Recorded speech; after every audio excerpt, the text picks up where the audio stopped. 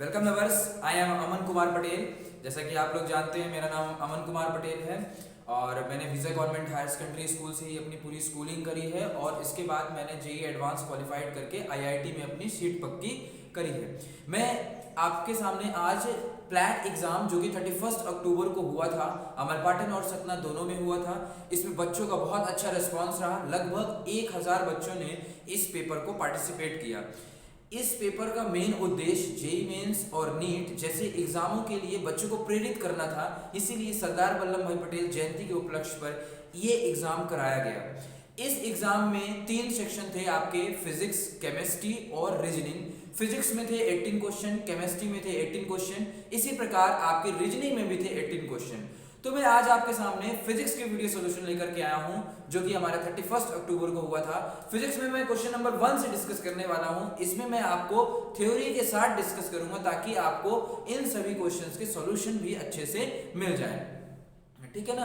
तो जो पहला क्वेश्चन था हमारा, इस पेपर का टफेस्ट क्वेश्चन माना जाता है। पहले क्वेश्चन में क्या था हमारे पास, f बराबर दिया हुआ था abc का होल क्यूब बाय d और ये डाटा दिए हुए थे और हमें f में त्रुटि निकालनी थी। क्या करनी थी हमें? f में गलती निकालनी थी। तो जब कभी भी ऐसे प्रश्न आए, एरर निकालने की बात करें, ये जो प्रश्न है बहुत ही इंपॉर्टेंट है क्योंकि ये जेई एडवांस में मेरे खुद के पेपर में 2 क्वेश्चन आए हुए थे एरर के, और आपके बोर्ड में भी आता है r is directly proportional to l square. ये 12वीं का सबसे फेवरेट क्वेश्चन माना जाता है करंट वाले में, जिसमें रेजिस्टेंस लेंथ के स्क्वायर के डायरेक्टली प्रोपोर्शनल होता है। अब देखिए आप, log f बराबर दिया हुआ है हमारे पास log abc का होल क्यूब बाय d। अरे ये f बराबर दिया होता तो पहला स्टेप बच्चों ये होता है इसमें कि दोनों साइड log ले लीजिए, इधर भी और इधर भी। मैंने क्या किया, दोनों साइड क्या लिया बच्चों, बताओ, log ले लिया। और दूसरा स्टेप क्या होता है हमारे पास, दूसरा स्टेप ये होता है कि log के फॉर्मूले यूज करना। क्या यूज करना? log के फॉर्मूलों को, सूत्रों को यूज करना। तो पहले सूत्र लिखा दीजिए भैया, हम तो पढ़े हैं लेकिन हमें पता नहीं है सूत्र क्या है। सूत्र कौन कौन से होते हैं? तो पहला सूत्र याद करो, log यमन में क्या होता है हमारे पास, log m plus log n और log m बाय, बता रहा हूं मुझे थोड़ा ध्यान से, कसम से ध्यान दो, इधर मैं बताता हूं अभी, इसको टेंशन मत लो। log m minus log n और इधर देखना log m, दो फॉर्मूला याद करने का ट्रिक बताता हूं मैं, टेंशन क्यों ले रहे हो।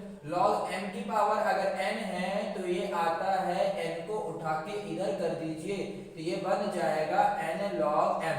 अब देखो फॉर्मूले में है क्या, जब कभी भी दो जने आपस में गुणे में हो, देखो यहाँ पे m और n क्या है, आपस में गुणे में है। तो जब कभी भी दो जने आपस में गुणे में होते हैं तो हमें एडिशन में कर देना होता है log m plus log n। और जब कभी दो जने आपस में डिवाइड हो, जब कभी भी दो जने आपस में डिवाइड हो तो उन्हें माइनस में कर दीजिए। और जब कभी भी log m की पावर n टाइप को कुछ हो तो n को आगे ला करके हमें जो पावर होती है उसे आगे ला देना होता है। आई थिंक आपको यहाँ तक समझ में आ गया होगा। फिर आगे बढ़ते हैं। अब देखो, अब log f ले लिया। अब इस वाले में देखो, इस वाले में हमारे पास देखो log f का log f ही रहेगा क्योंकि इसमें कोई भी मल्टीप्लाई नहीं है, ना कोई डिवाइड है, ना कोई पावर में है, इसको एज इट इज रहने दो। अब इधर देखो, एक जना ये हो गया और एक जना ये हो गया, दोनों जने किसमें है, डिवाइड में है। जब कभी भी दो जने डिवाइड में होते हैं तो भैया ये वाला फॉर्मूला आप बताए थे कि दो जने डिवाइड में हो ना तो उन्हें अलग अलग करके माइनस में कर दो। तो भैया वही कर देते हैं हम, abc का whole cube minus log d। बोलो कसम से यहाँ तक समझ में आया कि नहीं आया? कुछ नहीं किया हूं, दो जने डिवाइड में थे तो डिवाइड वाला फॉर्मूला लगा दिया हूं। फिर अब आपके आगे क्या आ रहा है, आपके पास क्या आ रहा है, 12वीं वाले बच्चे ध्यान से देख लेना क्योंकि ये पेपर में आता है तुम्हारे बोर्ड के पेपर में। अब a b c क्यूब, तीन जने आपस में मल्टीप्लाई है, मल्टीप्लाई में होने पर क्या कर देते हैं अपन, log a plus log b plus log c का whole cube minus log d। नहीं समझ में आ रहा क्या किया मैंने, तीन जने आपस में मल्टीप्लाई थे, गुणे में थे, तो तीनों को किसमें कर दिया, जोड़ में कर दिया। भैया ये वाली प्रॉपर्टी का इस्तेमाल नहीं करवाएंगे क्या? करवाएंगे। क्यों? क्योंकि देखो ये n लिखा हुआ पावर में, तो पावर में कोई चीज होती तो वो आगे आ जाती है। तो भैया यहाँ पे हमने पावर में थी तो इसको आगे कर देते हैं। देखो यहाँ पे ये वाली देखो, ये वाला डाटा देखो 3 की पावर में है ना तो आगे आ जाएगा। तो log a plus log b plus 3 log c minus log, बच्चों यहाँ क्या आ गया हमारे पास, log d। अब यहाँ तक का खेल समाप्त अपना, यहाँ तक का लॉग का खेल समाप्त। लॉग के खेल में इतना ही था, पहले लॉग का फॉर्मूला लगाएंगे, पहले लॉग लगा देंगे दोनों साइड, फिर लॉग के फॉर्मूला लगा देंगे। दो जने डिवाइड में थे तो माइनस में कर दिया, फिर ये मल्टीप्लाई में थे तो इसे प्लस में कर दिया। अब यहाँ तक पहुंच गए। अब ये delta A by A, delta B by B, delta C by C, delta D by D, ये शब्द कहाँ से लाएं? तो इनको लाने के लिए अपने क्या करना होता है? पार्शियल डिफरेंशिएशन, अर्ध अवकलन जिसे बोलते हैं। क्या बोलते हैं? पार्शियल डिफरेंशिएशन, अर्ध अवकलन। ये 11वीं क्लास में बच्चों को पढ़ाया जाता है, जब अवकलन पढ़ाया जाता है। जिन्होंने नहीं पढ़ा है तो कोई दिक्कत वाली बात ही नहीं है, हम इसको बहुत सिंपल तरीके से बताते हैं। देखो अगर f है ना, सुनना जरा ध्यान से, कसम से, देखो झूठ नहीं बोल रहा हूँ। देखो अगर f है ना तो अपन f को क्या कर देंगे? डेल्टा f बाई f कर देंगे। समझ में आ रहा है? जो भी यहाँ पे है ना उसका डेल्टा f और नीचे f कर दो। और यहाँ a है ना तो इसको डेल्टा a बाई a कर दो। यहाँ b है ना तो इसको डेल्टा b बाय b कर दो। यहाँ c है ना तो इसको डेल्टा c बाय c कर दो। यहाँ d है ना तो इसे डेल्टा d बाय d कर दो। कसम से देखो यहाँ तक समझ में आया कि नहीं आया? आ गया होगा समझ में। अब देखो बच्चों, जैसे आपका परीक्षा हुई, जो आपका फ्लैट एग्जाम था, उसमें मिनिमम मार्क्स 120 0 मार्क्स था और मैक्सिमम जो था वो कितना था? 216 था। 216 था, यानी मैक्सिमम मार्क्स इतने आप पा सकते हो। तो मैं पूछूं अगर कि आप बताओ मैक्सिमम मार्क्स कितने पा सकते हो, तो आप क्या बोलोगे? 216। तो इसी प्रकार बच्चों, जब कभी भी हमें एरर निकालनी होती है, बोलो बोलो बोलो जरा ध्यान से, कि जब कभी भी हमें त्रुटि निकालनी होती किसी भी चीज में, बोलिए, जब कभी भी हमें किसी भी चीज में त्रुटि निकालनी होती है तो हमेशा त्रुटि हम मैक्सिमम त्रुटि निकालते हैं। कौन सी त्रुटि निकालते हैं? मैक्सिमम। और मैक्सिमम का रूल ये होता है बच्चों, जो मैक्सिमम होता है उसका सीधा सा रूल ये होता है कि जहां जहां माइनस हो, बोलिए ना, बोलो ना, क्या बोला मैंने? जहां जहां माइनस हो वहां वहां प्लस लगा दो। क्या कर दो? जहां जहां माइनस हो वहां वहां प्लस लगा दो। तो यहाँ पे माइनस है तो यहाँ क्या लगा दिया मैंने? प्लस लगा दिया। बोलोगे अपनी मर्जी से कुछ भी कर रहे हैं, जो मन मजे में जो भी मजा आ रहा है, जो मन कर रहा है वो कर रहे हैं। अरे नहीं, अपनी मर्जी से नहीं कर रहे हैं, ये रूल होता है। ये रूल क्या होता है भैया? रूल ये होता है कि जब कभी भी हमें मैक्सिमम एरर, अधिकतम त्रुटि निकालनी होती है, और सवाल में हमेशा बाय डिफॉल्ट, सवाल में भले नहीं लिखा है कि मैं अधिकतम त्रुटि निकालो, हम अधिकतम त्रुटि ही निकाल के देते हैं उनको। जहां माइनस था वहां प्लस कर देते हैं। अब बताओ डेल्टा a बाय a की वैल्यू बताओ 0.2, तो 0.2 आ गया।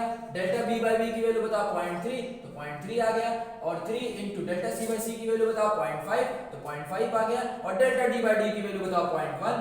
जब इन सबको एडिशन करोगे आप 0.5 और 3 5 15, यानी 15 3 15 15 2 2.1, कितना आंसर आएगा यहाँ पे हमारे पास? 2.1%। इस प्रकार से आपका ऑप्शन नंबर ए जो होगा वो सही हो जाएगा। समझ में आया ना? पहले लॉग ले लो, लॉग के फॉर्मूले यूज कर लो, डेल्टा के फॉर्म में लिख लो, और जहां माइनस है वहां प्लस कर लो और वैल्यू पुट कर दो, आंसर फटाक से। अगर इतना भी ये भी बन जाता, अगर किसी बच्चे से एडवांस के पेपर में 2 क्वेश्चन आए हुए थे मेरे जेईई एडवांस आईआईटी के पेपर में, यदि इस तरह के 2 क्वेश्चन आए हुए थे, ये 2 क्वेश्चन भी बन जाते यदि किसी बच्चे से अच्छे से, तो उसका आईआईटी का जो कट ऑफ होता है ना, कट ऑफ जिसके बाद रैंक डिसाइड हो सकती है, किसी पर्टिकुलर सब्जेक्ट का कट ऑफ है। क्या होता है ना, पेपर में क्या होता है, हर सब्जेक्ट का एक कट ऑफ होता है। अगर आप मैथ्स का कट ऑफ क्लियर नहीं करे हो, आपके भले 240 नंबर आ गए, फिर भी आप क्वालिफाई नहीं माने जाओगे। तो कट ऑफ क्लियर करने के लिए 2 क्वेश्चन ही काफी होते हैं, ठीक है ना? चलो देखो दूसरा प्रश्न। देखो दूसरा प्रश्न बहुत इजी है, बहुत ही सरल, इतना सरल कि मैं बता नहीं सकता। देखो हमारे पास ये बाल्टी है एक, हमारे पास इसमें इतना पानी भरा हुआ है, इतना पानी भरा, कोई एक जना नहा सकता है। इतना पानी भरा हुआ है, कोई एक जना नहा सकता है। भर दिया पानी, मैंने पूरी बाल्टी में पानी भर दिया, भर दिया।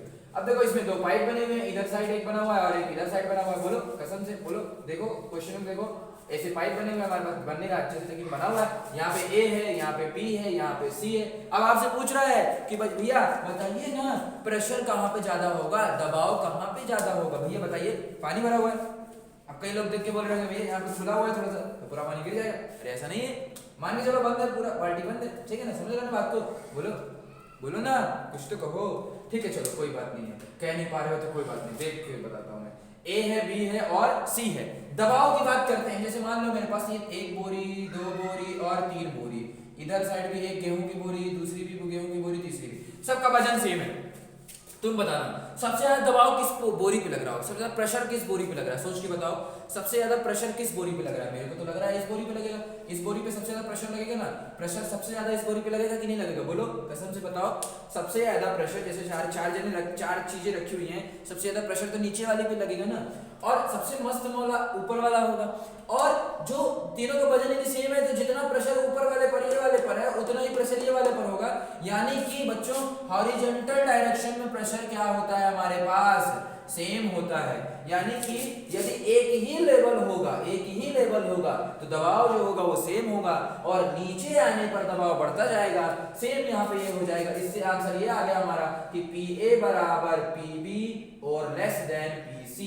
नहीं समझ में आ रहा, मैं समझाता हूं। देखो क्या होता है कि हॉरिजॉन्टल डायरेक्शन में प्रेशर जो होता है वो हमेशा सेम होता है, और वर्टिकल डायरेक्शन यानी कि इस डायरेक्शन में नीचे जाने पर प्रेशर बढ़ता जाता है। और कितने से बढ़ता है, ρGH से बढ़ता है। जिन बच्चों ने 11वीं में पढ़ा होगा तो अच्छी बात है, नहीं पढ़ा तो कोई बात नहीं। हमारे सवाल में सिर्फ इतना पूछा है कि तीनों जगह में से प्रेशर में कंपेयर करो, दबाव में बताओ कि दबाव कहाँ का ज्यादा है और कहाँ का कम है। तो हमने बताया A और B का सेम होगा, और नीचे जाने पर प्रेशर की वैल्यू बढ़ती जाती है, यानी PC की वैल्यू क्या हो जाएगी हमारे पास, ज्यादा हो जाएगी। इससे हमारा कौन सा आंसर आ रहा है, बताओ बताओ बताओ, fourth option is the correct option. ठीक है ना, यहाँ तक हो गया। फिर चलो आगे बढ़ते हैं अपन क्वेश्चन नंबर 3 में, फटाफट करते हैं। केवल पहले ही क्वेश्चन था जो बहुत बड़ा था, इसके बाद तो हमारे सब इजी क्वेश्चन है। ठीक है ना, क्वेश्चन नंबर 3 देखिए। क्वेश्चन नंबर 3 में बोला है जमीन से जमीन तक की प्रक्षेप गति, यानी ground to ground projectile motion, जमीन से जमीन तक की प्रक्षेप गति यानी ground to ground projectile motion. यहाँ पे हम किसी भी ऑब्जेक्ट को v वेलोसिटी से फेंक रहे हैं, तो ये ऑब्जेक्ट पहले यहाँ था, यहाँ फिर पहुंचा, फिर यहाँ पहुंचा, कुछ देर बाद यहाँ पहुंचेगा, कुछ देर बाद यहाँ, कुछ देर बाद यहाँ, कुछ देर बाद यहाँ, कुछ देर बाद यहाँ, कुछ देर बाद यहाँ, कुछ देर बाद यहाँ, कुछ देर बाद यहाँ, कुछ देर बाद यहाँ। अब बताना, एक चीज पूछता हूँ, आपने वो एग्जांपल बहुत पहले सुना होगा कि जब सेब को गिराते हैं तो वो नीचे साइड ही आता है, ऊपर नहीं जाता है, बिकॉज ऑफ गुरुत्वीय त्वरण यानी एक्सेलरेशन के कारण, वो ड्यू टू ग्रेविटी के कारण होता है, गुरुत्वाकर्षण बल के कारण होता है। किसके कारण होता है, गुरुत्वाकर्षण बल के कारण होता है, यानी गुरुत्वीय त्वरण। तो इसमें जो गुरुत्वीय त्वरण, इसका जी लग रहा होगा, जी बोलो कसम से बताओ, जो भी ऑब्जेक्ट है उसका नीचे साइड ही जी लग रहा होगा कि गुरुत्वीय त्वरण, एक्सेलरेशन ड्यू टू ग्रेविटी। ठीक है ना, सबका जी नीचे साइड लग रहा होगा। तो बताओ सब जी एक्सेलरेशन सब में कैसा लग रहा है, त्वरण जो है सबका कैसा है, नीचे साइड है, और कितना है, जी के बराबर है। यानी कि इसका क्या क्या है, मान भी है इसका, और इसकी दिशा भी है। जिन वैल्यूओं की जिनकी मान और दिशा दोनों होती है उन्हें वेक्टर बोलते हैं। वो वेक्टर क्वांटिटी होती है। कौन सी क्वांटिटी होती है, वेक्टर। यानी इसमें जो लग रहा होगा प्रक्षेप गति, यानी कि ग्राउंड टू ग्राउंड प्रक्षेप गति तभी पॉसिबल है जब हमारे पास क्या चीज सदिश हो, एक्सेलरेशन, यानी एक्सेलरेशन वेक्टर सदिश हो। क्या हो, एक्सेलरेशन वेक्टर क्या हो, हमारे पास कांस्टेंट हो। इसको हिंदी से ऐसा बोलेंगे कि त्वरण हमारे पास क्या हो, त्वरण का वेक्टर जो हो वो सदिश हो, है ना। एक्सेलरेशन जो होता है, त्वरण होता है, उसको ए बोलते हैं, लेकिन उसको लिखने का तरीका क्या होता है, ए वेक्टर होता है। बोलो कसम से बताओ, ए वेक्टर होता है ना, इसीलिए इसका आंसर सी होगा, त्वरण वेक्टर स्थिर है।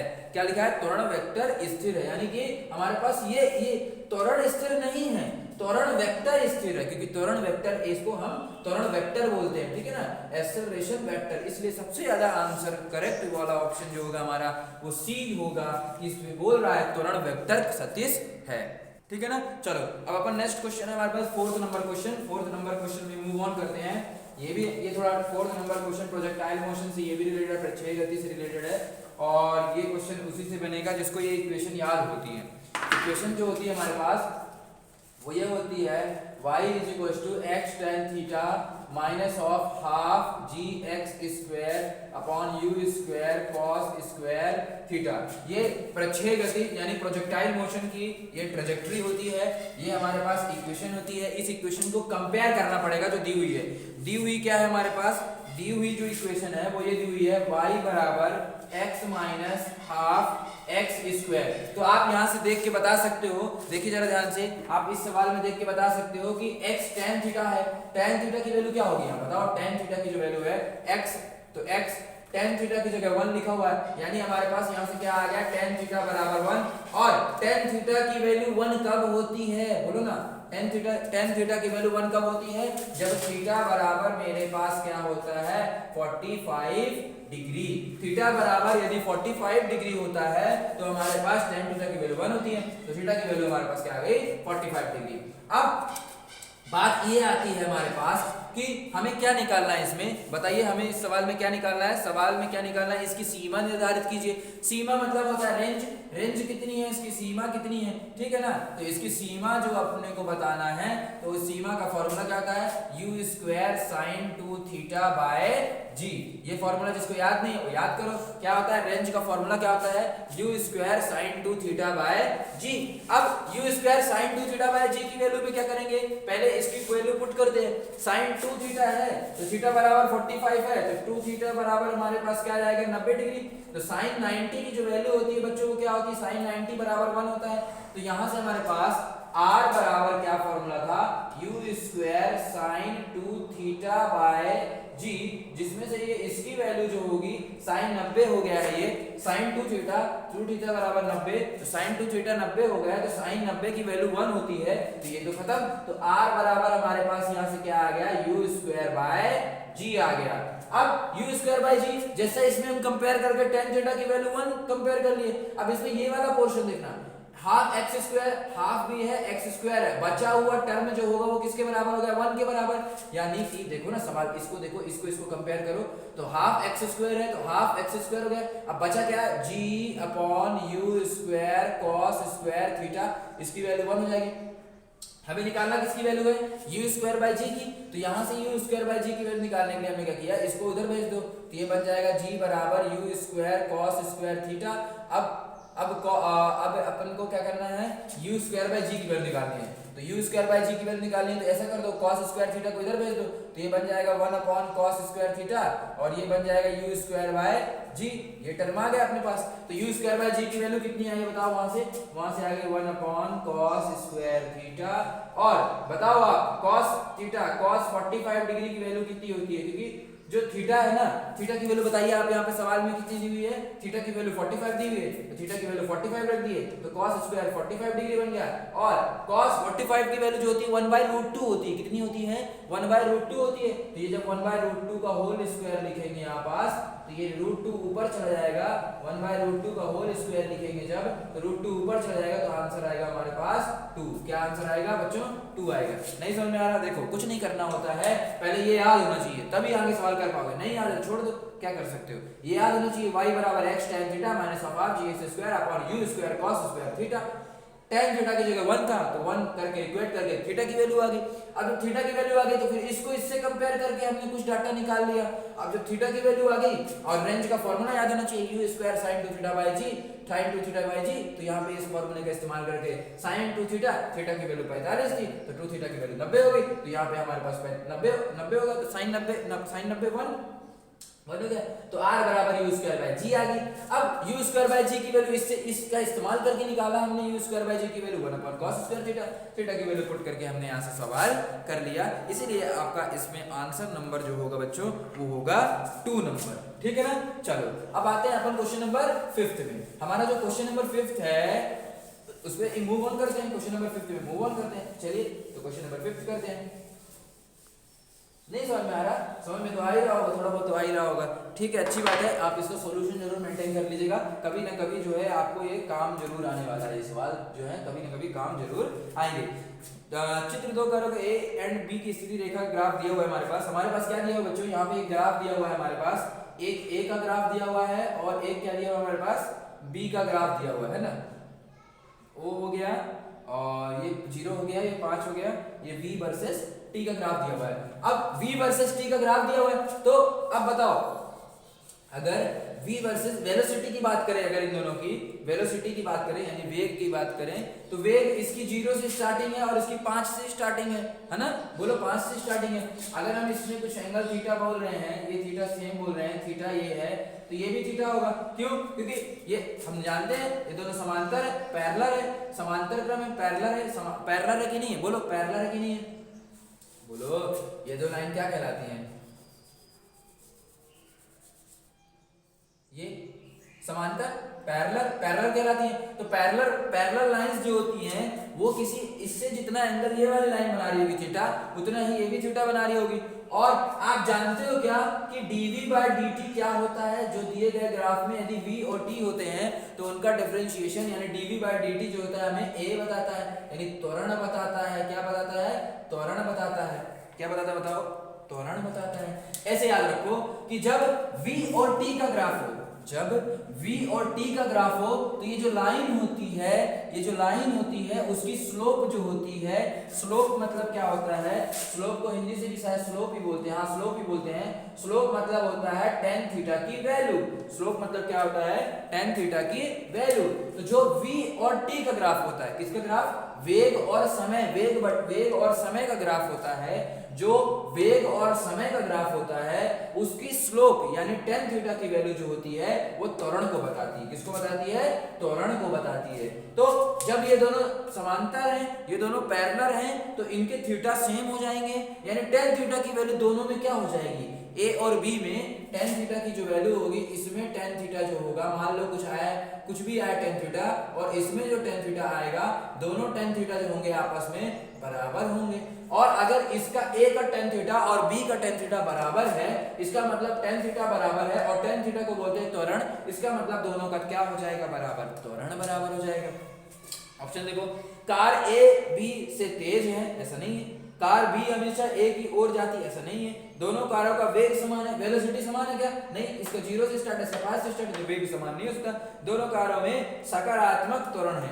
सकारात्मक त्वरण मतलब होता है कि पॉजिटिव एक्सीलरेशन है, हाँ दोनों में पॉजिटिव एक्सीलरेशन है, इसीलिए आंसर जो होगा इसका, क्वेश्चन नंबर 5 का आंसर जो होगा हमारे पास वो हो जाएगा ऑप्शन नंबर 4, कि दोनों कारों में सकारात्मक त्वरण है, यानी दोनों का पॉजिटिव होगा। tan थीटा की वैल्यू बताओ, जब तक 90 से कम है, ये 90 से कम होगा, लेस देन 90 है, लेस देन 90 है, तो लेस देन 90 में क्या होता है हमारे पास, लेस देन 90 होने पर tan थीटा की वैल्यू फर्स्ट क्वाड्रेंट में पॉजिटिव होती है। आप जानते, याद क्यों ना, कि अगर tan थीटा की वैल्यू 90 से कम होती है तो पॉजिटिव होती है, इसीलिए इसका ऑप्शन जो हो जाएगा बच्चों 5th का, वो हो जाएगा 4th नंबर। चलिए आगे मूव ऑन करते हैं। देखो जो 6th नंबर क्वेश्चन है वो एसएचएम से रिलेटेड है, इसको मैं थोड़ी देर से बताता हूँ, थोड़ा अच्छा क्वेश्चन है, इसको मैं थोड़ी देर से बताता हूँ। पहले मैं थोड़ा इजी क्वेश्चन बताता हूँ 7th नंबर, ठीक है ना।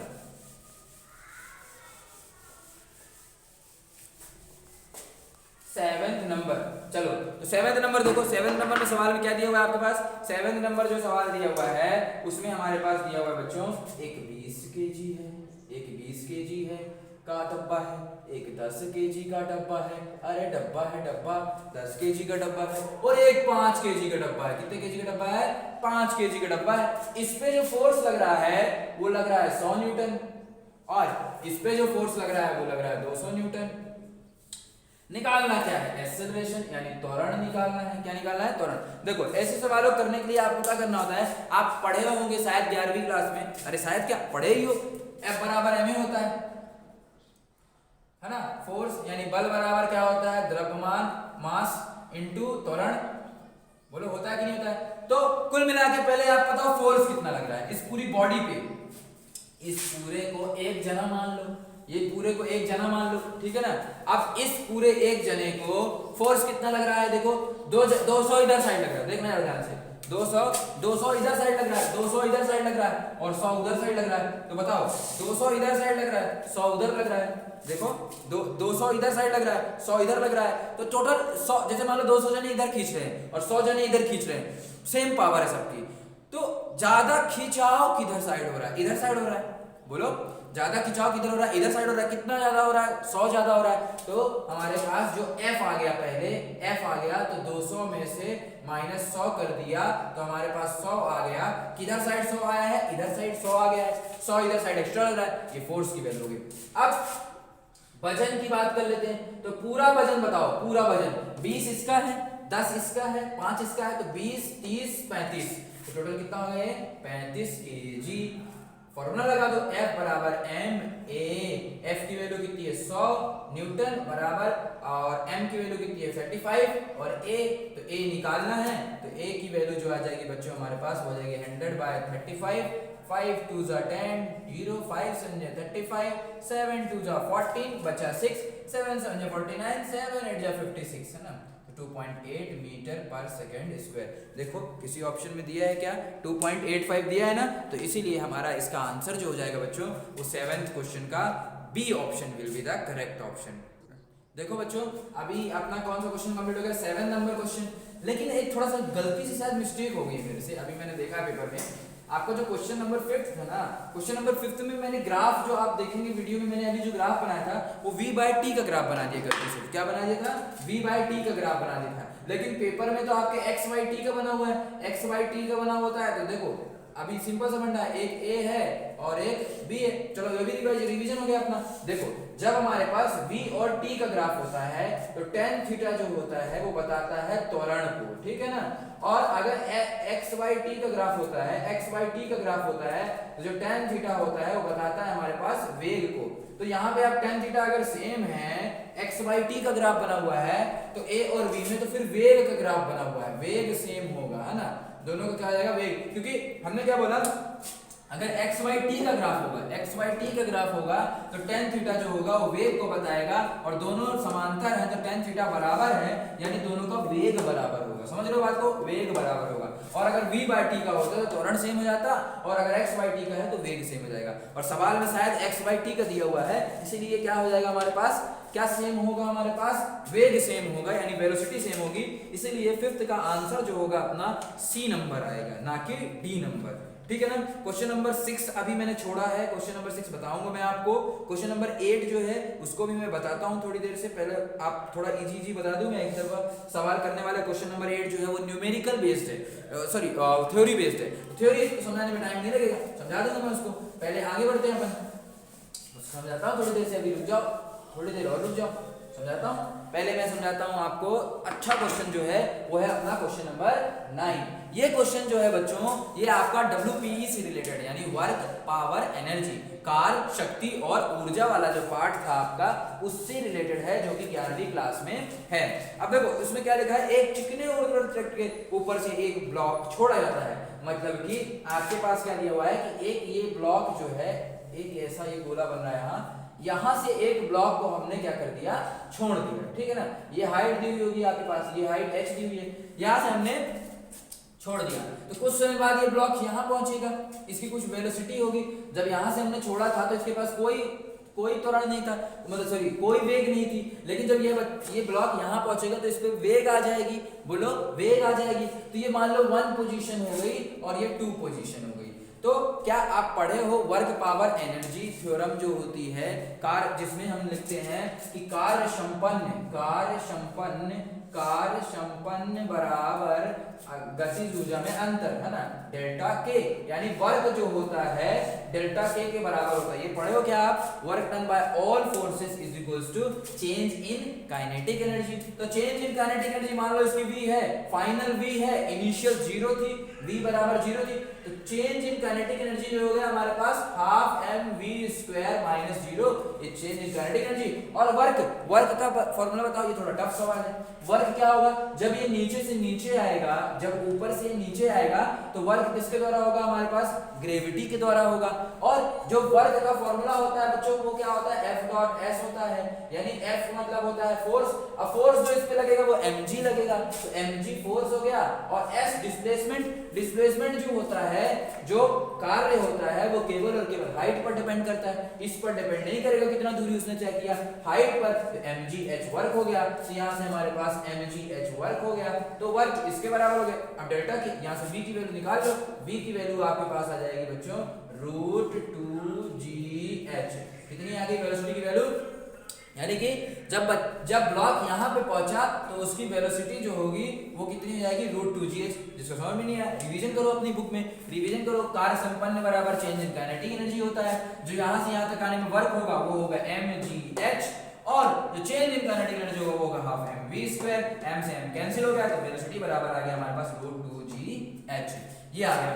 अब एक और तरीका, एक और नियम होता है कि यदि किसी भी बंदे को पूरी सर्किल को कवर करना है, पूरी सर्किल को यदि कवर करना है, तो ये जो वेलोसिटी है, मतलब कि एक गोला यदि पूरा कवर करना है तो नीचे साइड कितनी, जैसे मान लो कि ये गोला अगर कवर करना है तो यहाँ पे जो ब्लॉक है उसको कितनी वेलोसिटी दे दें ताकि गोला पूरा कवर कर जाए, तो उसका फॉर्मूला होता है कि जो वेलोसिटी होनी चाहिए वो √5g, और ये r है ना तो इसकी रेडियस इतनी होनी चाहिए, इतनी वेलोसिटी होनी चाहिए, तभी वो पूरा सर्कल को कवर कर पाएगा। और सवाल में बोल रहा है कि ये पूरी सर्कल को कवर कर लेता है, इसका मतलब ये जो वेलोसिटी होगी वो इसके बराबर हो जाएगी, तो √2gh एच को बराबर कर दो रूट 5GR, तो यहाँ से स्क्वायरिंग कर दो दोनों साइड, तो रूट 2GH बराबर 5GR जी से जी समाप्त हो जाएगा, तो R बराबर आ जाएगा हमारे पास, अच्छा H की वैल्यू निकाली ना अपने को, हाइट निकालना है, तो हाइट बराबर आ जाएगा 5R/2। This will be the correct answer. तो ये कौन से वाले ऑप्शन में दिया हुआ देखो आप लोग, ऑप्शन नंबर 3 में दिया हुआ है। तो क्वेश्चन नंबर 9 जो है उसका आंसर क्या जाएगा हमारे पास, सी नंबर। थोड़ा दिमाग लगाओ इसमें, थोड़ा सवाल में क्या लगाया गया है। सबसे पहले कार्य संपन्न बराबर गतिज ऊर्जा में अंतर यानी वर्क एनर्जी थ्योरम लगाई गई है, उसमें हमने लगा करके पहले वेलोसिटी निकाल लिया, फिर बोल रहे हैं कि यहाँ पे कितनी वेलोसिटी होनी चाहिए ताकि पूरे सर्कल कवर कर ले, रूट 5GR, उसके इक्वेट करके हमने आंसर निकाल लिया, ठीक है ना। यहाँ तक अपने हो गए। अब अपन मूव ऑन करते हैं क्वेश्चन नंबर 10 पर। समझ में आया कि नहीं आया? देखो नहीं आया है तो इसको बढ़िया से सॉल्यूशन मेंटेन कर लो और धीरे धीरे समझ ले। क्वेश्चन नंबर 10 देखो, क्वेश्चन नंबर 10 में आपसे ये बोल रहा है कि गुरुत्वीय त्वरण यानी एक्सेलरेशन ड्यू टू ग्रेविटी, जिसे आप बोल सकते हो गुरुत्वीय त्वरण। तो गुरुत्वीय त्वरण की वैल्यू सबसे ज्यादा पृथ्वी पर कहां पर होगी? तो देखो गुरुत्वीय त्वरण क्या होता है, जब आप बाहर जाते जाते हो ना, तो गुरुत्वीय त्वरण यहाँ पे जो फॉर्मूला आता है वो आता है Gm/r प्लस, जो G का फॉर्मूला आता है वो क्या आता है हमारे पास, Gm/r प्लस h का होल स्क्वायर।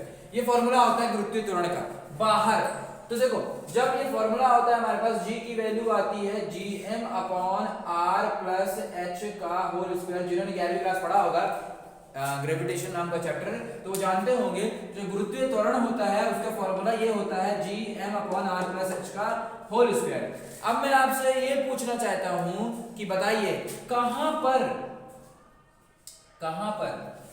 पर हमारे पास जो G की वैल्यू होगी वो अधिकतम होगी, ये पूछ रहा है ना। लेकिन ये पूछ कहाँ रहा है, एक बार देख लो इसको। गुरुत्वीय त्वरण का अधिकतम मान पृथ्वी की सतह पर बताना है, तो सतह के बाहर का फॉर्मूला ये हो गया। ये कहाँ का फॉर्मूला है, सतह के बाहर का है ये फॉर्मूला, बाहर का है फॉर्मूला, बाहर है।